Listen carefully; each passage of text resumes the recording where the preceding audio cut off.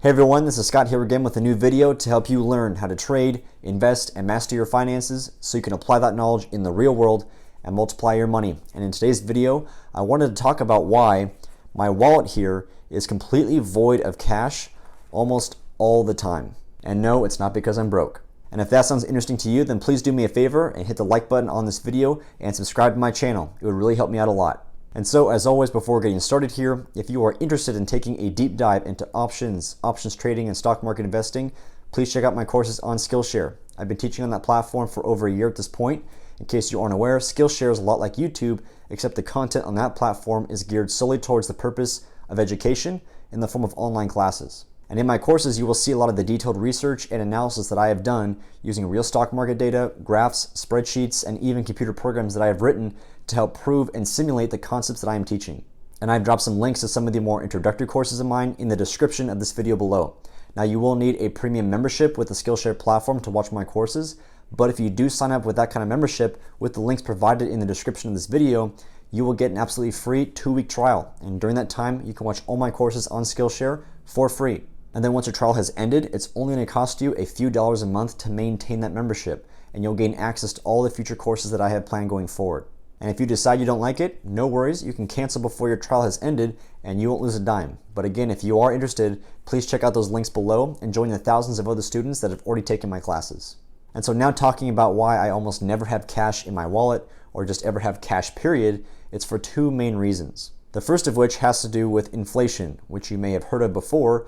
And if not, inflation is simply an economic term that describes the general increase or general inflation of prices amongst basically all goods and services across time, right? This is why, for example, a gallon of gasoline back in the 1950s costed only about 25 cents in the United States, whereas today, I've seen gasoline prices as high as $4 a gallon.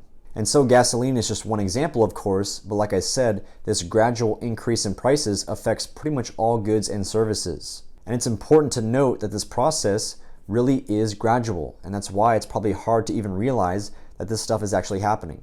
And you can actually look up some historical charts to see what the general inflation rate was in the United States over the past 10, 20, 50, 100 years plus. And what you'll find is that most years, the inflation rate on an annual basis in the US is somewhere in between 0 to 3%. Some years price levels can actually stay flat.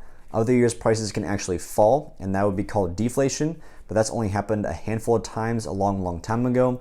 But most years, like I said, prices do gradually rise anywhere around 1 to 2 to 3% a year. And so what does this mean for your money, specifically if you have a lot of cash on hand? This means that your money is losing value, or it's losing purchasing power. Right? For example, if the price of gasoline back in the 1950s was right around 25 cents per gallon, then $1 back then could buy 4 gallons of gasoline. But today, if the price of gas is almost $4 a gallon in some places, then $1 today could only buy 1/4 of 1 gallon of gasoline.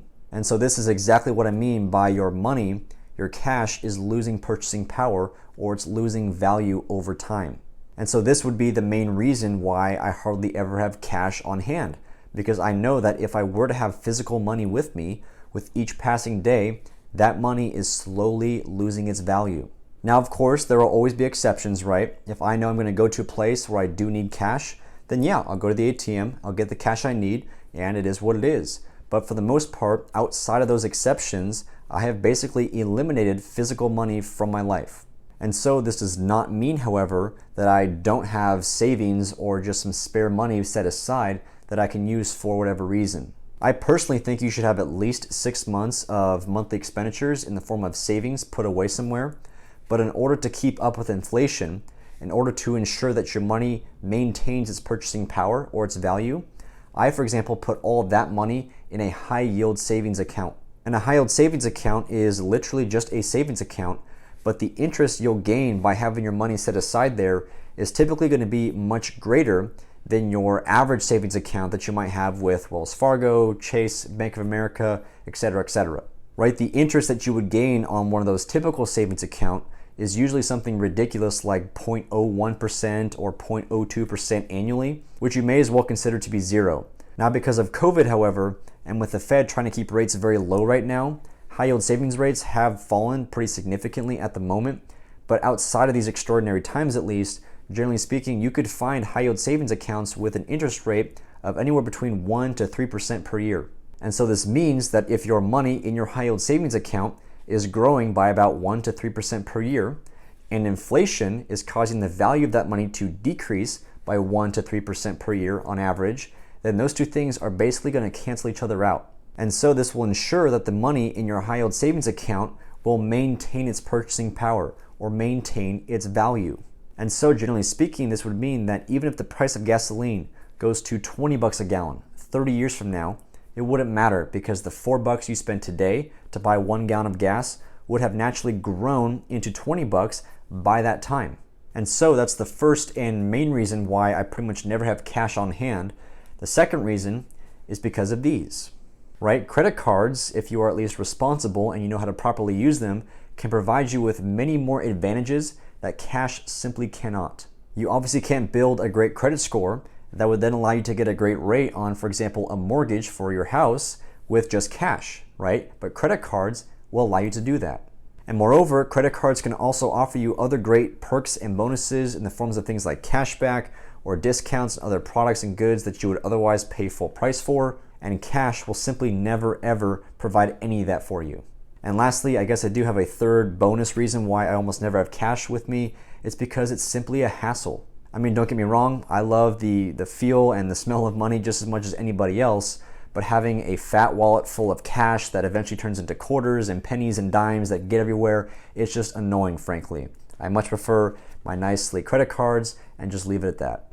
And so that concludes this video. I hope you enjoyed it. And again, if you are interested in taking a deep dive into options trading, and stock market investing, please check out my Skillshare courses, links in the description of this video. And lastly, if you enjoyed this video, please give it a thumbs up, drop a comment, and subscribe to my YouTube channel. And make sure those notifications are turned on. I'll be dropping new videos every Monday, Wednesday, and Friday, and you don't want to miss out. So thanks again for watching, and I'll see you next time.